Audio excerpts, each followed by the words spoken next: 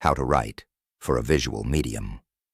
One of the reasons why the dialogue doesn't have to be overly verbose at all times is because that's the rule for visual mediums. If you've never written for a visual medium, you'll soon find that it's quite tough to show, don't tell. The mission, Explosive Situation, shows Woozy hitting a golf ball trying to land it directly into a cup.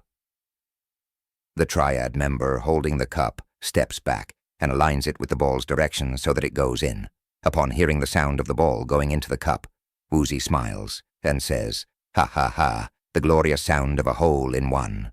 The visual of a blind person, even attempting golf, gets you one laugh.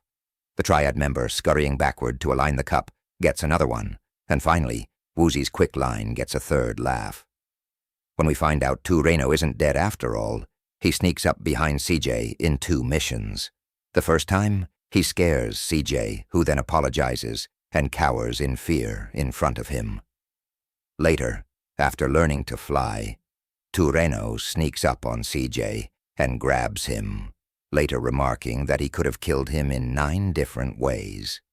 This small detail of showing Reno sneaking up on CJ shows how menacing he is and helps assert his authority. When we see Reno, we have to see someone who's more powerful than CJ and who can control him. OG Loke is funny, not just because of his dialogue, but because of his body language as well. In the Life's a Beach mission, his quick dance when he says, "That's me, OG Loke baby," adds to the humor. When CJ meets OG Loke in the bathroom to discuss stealing Mad Dog's rhyme book, he also begins to dance while rapping. His dance in the house party mission while rapping his famous lines also adds to the humor of the lyrics themselves. Writing for a visual medium also includes descriptions of the characters, the action, and the setting. While the director of photography, animator, etc., will also influence this, a writer can play a part in designing the visuals of each scene. Setting the scene. Watch the cutscenes to analyze specific sequences and shots. Even while you play the game, whether you're doing a mission or roaming around, you can get an idea of how to write a setting. The design of a scene isn't solely the writer's duty. As mentioned earlier, other team members, such as the director of photography, animator, etc., will be involved in this. Nevertheless, when writing for a visual medium, try to describe the scene. For example, it's fitting that CJ arrives in Los Santos during the day. This lets us focus on the action in the opening sequence. The bright sun gives the player a basic idea of what Los Santos looks like. It's also a nice contrast. We see a bright, sunny day while our protagonist has been arrested and framed for murder within a few minutes. CJ starts the game wearing a tank top and jeans. This shows that he isn't in the best condition, not wearing a full outfit, and certainly not wearing Grove Street's colors.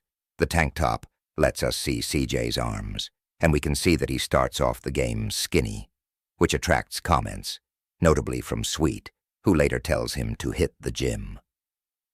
Some missions can only be started at nighttime, further adding to their mood. It's more suspenseful for CJ and the Truth to drive to the restricted area at night. It adds even more tension when CJ tries to sneak into the restricted area at night. Likewise, Amphibious Assault is a tense mission as CJ has to swim at night while evading the watchful eyes of the Da Nang gangsters. It wouldn't feel frightening if this mission began during the day.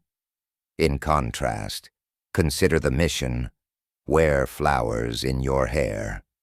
It's a pleasant drive where CJ and the Truth pick up Jethro, Dwayne, and Zero to hire them to work in the garage. It's also the mission that lets the player explore San Fierro. As a result, this mission takes place during the day, when the player can clearly see the scenery, buildings, and other characteristics that make up San Fierro. Next time you play the game, Pay closer attention to the details of the different areas of San Andreas. This will help you describe the location of any city, town, etc. that you create for your stories. Here are a few things that stand out from the various locations in San Andreas. Los Santos. There's graffiti throughout the city, mostly in areas run by Grove Street and the Ballers. The demographics of the city mostly seem to contain Black and Latino characters. Cops who drive are white. Cops on motorcycles are black. This is constant in every area except the countryside, where there are only white cops.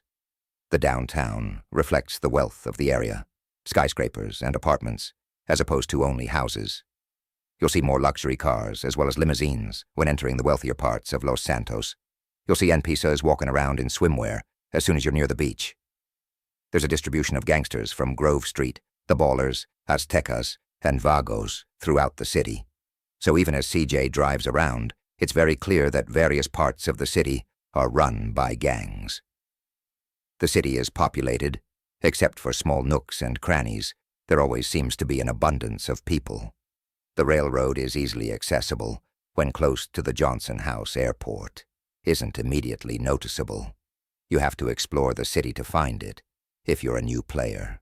Countryside-wide spaces where you won't see an NPC or another vehicle. Though in some parts of the countryside, there's a car, often damaged, just lying about, adding to the intrigue of the setting large trees and bushes.